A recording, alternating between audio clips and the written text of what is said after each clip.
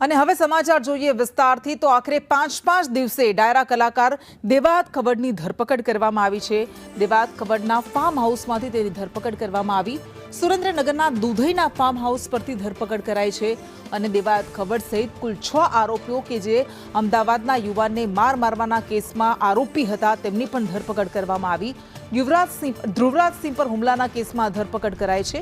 લૂંટ અને હત્યાના પ્રયાસનો ગુનો તેમની સામે નોંધવામાં આવ્યો હતો। ગીર સોમનાથના તાલાલામાં એક યુવક ધ્રુવરાજસિંહ નામનો યુવક અમદાવાદના સનાથલનો કે જે ત્યાં પહોંચ્યો હતો અને એણે સ્ટેટસ મૂક્યું હતું સોશિયલ મીડિયા પર અને અંગત અદાવતમાં જૂની અંગત અદાવતમાં આ લોકોએ પહેલા સોશિયલ મીડિયા પર ધમકી આપી હતી અને ત્યારબાદ તેની કાર પર હુમલો કરવામાં આવ્યો, કાર પર તોડફોડ કરવામાં આવી અને ત્યારબાદ એ યુવકને મારવામાં આવ્યો હતો।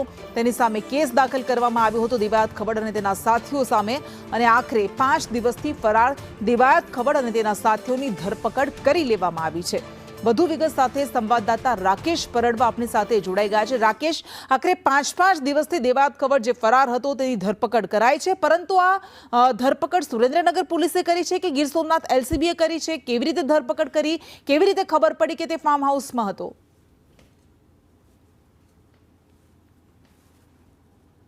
કૃષ્ણ, ચોક્કસથી 5 દિવસ પૂર્વે દેવાયત ખવડે જે આક્ષેપ છે તે મુજબ દેવાયત ખવડે ગીરના ચિત્રોડ ગામ નજીક અમદાવાદના એક યુવક ઉપર જીવલેણ હુમલો કર્યો હતો અને જે ઘટનાના પગલે તાલાળા પોલીસમાં ગુનો દાખલ થયો હતો। ત્યારબાદ નાટ્યાત્મક રીતે જે ગુનાના કામે વપરાયેલી જે ફોર્ચ્યુનર કાર છે અને ક્રેટા કાર છે તે તાલાળા નજીકથી બિનવારસુ મળી આવે છે, પરંતુ દેવાયત ખવડનો પત્તો લાગતો નથી। બીજી તરફ ગીર સોમનાથ પોલીસ દ્વારા જુદી 4 ટીમો બની દેવાયત ખવડની શોધખોળ કરવા હાથ ધરવામાં આવી હોવાનું પોલીસ દ્વારા જણાવવામાં આવી રહ્યું છે। આજે જે મોટા સમાચાર મળી રહ્યા છે કે સુરેન્દ્રનગરના દુધઈ નજીકના એક ફાર્મ હાઉસમાંથી દેવાયત ખવડ સહિત 6 લોકોની પોલીસે ધરપકડ કરી છે। મહત્વની વાત છે કૃષ્ણા કે આ ધરપકડને ગીર સોમનાથ જિલ્લાના એસપી મનોજસિંહ જાડેજા, વિભાગીય પોલીસ અધિકારી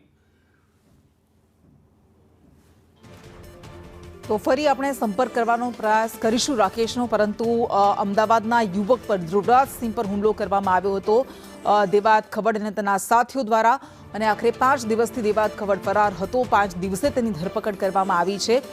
ગીર સોમનાથ પોલીસ દ્વારા એમને જ્યારે ખબર પડી કે તે ફાર્મ હાઉસમાં છે સુરેન્દ્રનગરના દુધઈમાં, ત્યારે ત્યાં પહોંચી હતી અને તેની ધરપકડ કરવામાં આવી, પરંતુ દેવાયત ખવડ કે જે ફેબ્રુઆરીની આખી ઘટના હતી અંગત અદાવતમાં ફેબ્રુઆરીમાં અહીંયા એક કાર્યક્રમનું આયોજન કરવામાં આવ્યું હતું અને કાર્યક્રમમાં પહોંચ્યો નહોતો શકતો, તેના માટે આ કાર્યક્રમના આયોજકે તેની કારમાં તોડફોડ કરી હતી અને આ જ અંગત અદાવતમાં દેવાયત ખવડે બદલો લેવા માટે ધ્રુવરાજસિંહ કે જે દેવાયત ખવડની કાર પર હુમલાના કેસમાં આરોપી હતો તેના પર હુમલો કર્યો